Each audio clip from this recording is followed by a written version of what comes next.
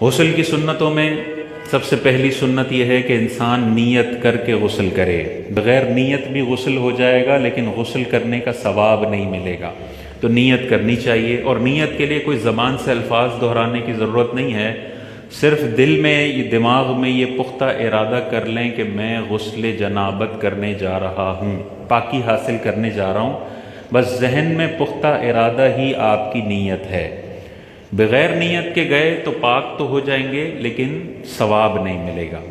اسی طرح غسل کے آغاز کرنے کے لیے سنت مبارکہ ہے کہ پہلے ہاتھوں کو یہاں تک، کلائیوں تک دھویا جائے، یہ سنت مبارکہ ہے۔ پھر استنجا کیا جائے۔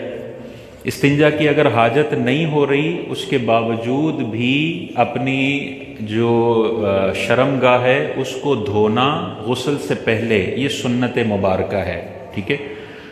تو ڈائریکٹ شاور میں جانا یہ تو کافروں کا طریقہ ہے، حضور نے ہمیں ایک ترتیب بتائی ہے، پہلے جا کے ہاتھ دھو، پھر اپنی جو ناپاک جگہ ہیں ان پر پانی بہاؤ۔ تیسرے نمبر پر یہ ہے کہ جسم پہ کوئی نجاست ہے تو پھر پہلے اس کو ریموو کرو، یہ تیسری نمبر پہ سنت آتی ہے۔ پھر پچھلے جمعے بھی آپ کو بتایا وضو، غسل سے پہلے نماز کا سا وضو کرنا، یہ بھی حضور علیہ السلام کی سنت ہے۔ تو ہم اس سنت کو عرصہ دراز سے چھوڑے بیٹھے ہیں، ڈائریکٹ جاتے ہیں شاور کے نیچے۔